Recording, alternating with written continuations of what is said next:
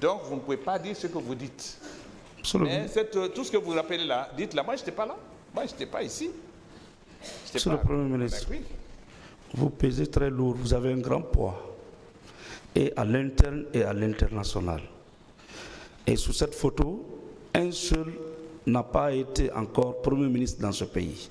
La question, s'il vous plaît. La question est de savoir, si vous êtes les premiers à banaliser la commission d'enquête nationale, est-ce que vous n'avez pas contribué à ne pas faire avancer les enquêtes en ce moment? Et c'est nous-mêmes aujourd'hui qui chantons les louanges des juridictions nationales.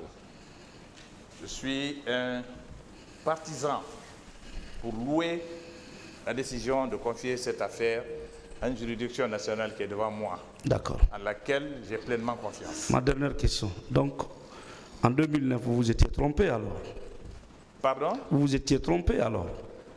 En n'ayant pas confiance et à la commission nationale indépendante qui était composée de magistrats intègres et pétris à l'expérience. Une autre question, s'il vous plaît. Vous ne pensez pas que vous êtes trompé? Non, il n'y a pas de juridiction. À l'époque, il y avait une commission nationale qui avait été mise en place. Et je le redis encore, nous ne faisions pas confiance à cette commission nationale pour les raisons que j'ai évoquées et que tout le monde comprend. Merci, Monsieur le Président. Merci, Monsieur le Ministre. Je vous remercie.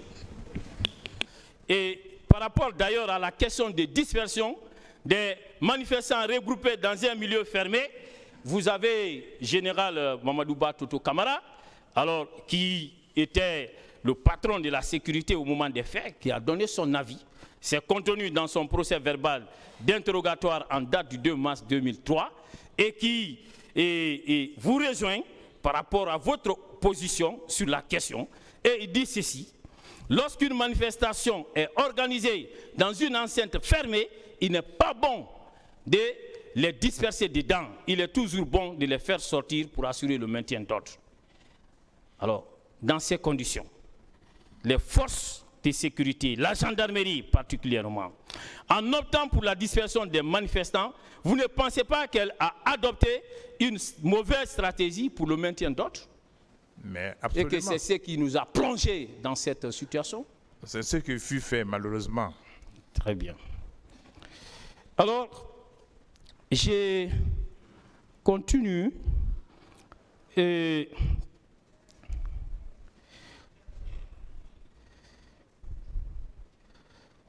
je vais maintenant vous parler du procès verbal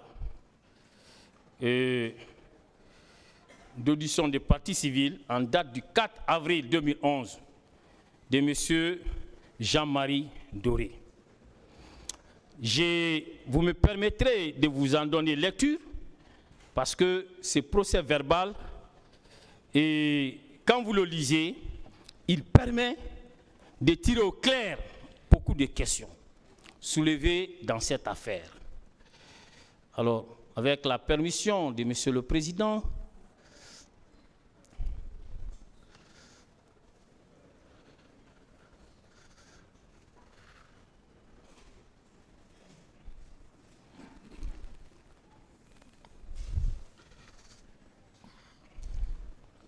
oh là là là là, ok.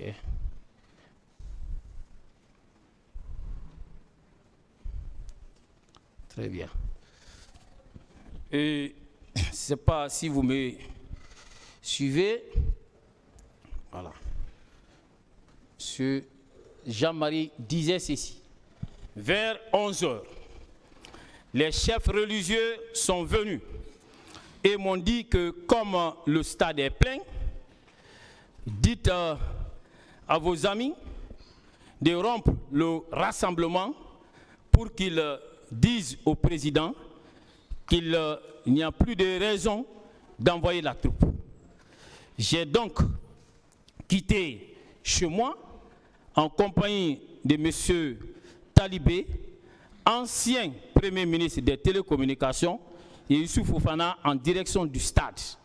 Quand nous sommes arrivés à la terrasse, devant la mosquée de l'Andrea, à côté des bureaux de la SEG, face à l'impossibilité de continuer en voiture, je suis descendu. Et aussitôt, la foule qui était là m'a pris en l'air pour m'envoyer au stade où nous sommes arrivés environ 20 minutes après à cause de la densité de la foule. Là aussi, il a été impossible d'accéder à la tribune. C'est pourquoi, toujours poussés par la foule, nous sommes ressortis du stade sans que je ne puisse rencontrer mes amis des forces vives. Je ne sais pas si vous suivez très bien. Vous comprenez que M. Jean-Marie Doré, qui est venu à votre suite, il a été porté par la foule, qu'il a fait entrer dans un premier temps au stade. La même foule l'a fait ressortir. Et que Jean-Marie, alors au moment où les événements commençaient, il n'était pas dans le stade, il était en dehors du stade. Êtes-vous d'accord avec moi? Et je continue. Jean-Marie dit ceci.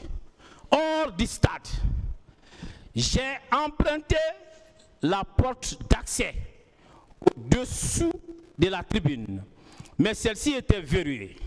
Entre 11h30, pris en l'air pour m'envoyer au stade où nous sommes arrivés environ 20 minutes après, à cause de la densité de la foule. Là aussi, il a été impossible d'accéder à la tribune. C'est pourquoi, toujours poussés par la foule, nous sommes ressortis du stade sans que je ne puisse rencontrer mes amis des forces vives. Hors du stade, j'ai voulu emprunter la porte d'accès au-dessous de la tribune, mais celle-ci était verrouillée. Entre 11h30, midi ou midi un quart, nous avons vu arriver les bérets rouges qui tiraient à l'horizontale et accédant au stade. De ce groupe, 5 soldats se sont détachés pour venir directement dans ma direction, comme si je leur avais été signalé. Ils étaient dirigés par un soldat du nom de Guilavogui Marcel. Celui-ci m'a abordé en ces termes. C'est toi qu'on cherche depuis 2 ans. J'ai alors compris qu'il s'agissait des éléments de l'UNMO. Tout de suite, ils ont commencé à nous frapper. Monsieur Talibé et moi, après nous avoir délestés de nos portefeuilles, de nos téléphones portables et de ma veste. Ils m'ont fait mettre à genoux et M. Talibé a été conduit dans une autre direction. Un des soldats a dit à Marcel Guilavogui, je lui lose 2 balles dans la tête et on continue. Marcel a répliqué de ne pas le faire et que je serai conduit au camp Koundara pour y être égorgé.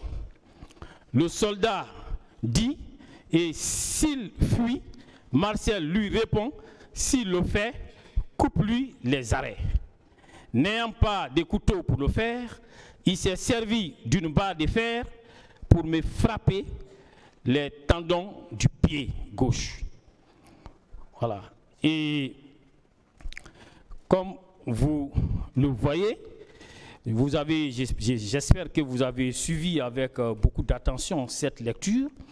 Est-ce que à présent, vous êtes d'accord avec moi, vous convenez avec moi que ces déclarations de M. Jean-Marie prouvent à suffisance qu'il était à l'extérieur du stade, proprement dit, et vous autres leaders, vous étiez à l'intérieur, au niveau de la tribune, au moment où Marcel rentrait avec un groupe de bérets rouges.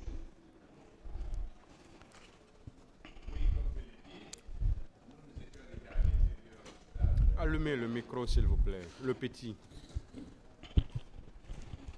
Aidez-le.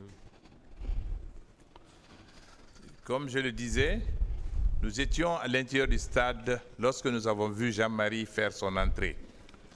Et au moment où il faisait son entrée, c'est en ce moment on a entendu les crépitements, les tirs, de fusils. Et à partir de cet instant, moi j'ai perdu Jean-Marie de vue. Ok. Alors c'est maintenant que je comprends qu'il a été poussé vers l'extérieur, qu'ils l'ont pris pour aller le battre à l'extérieur.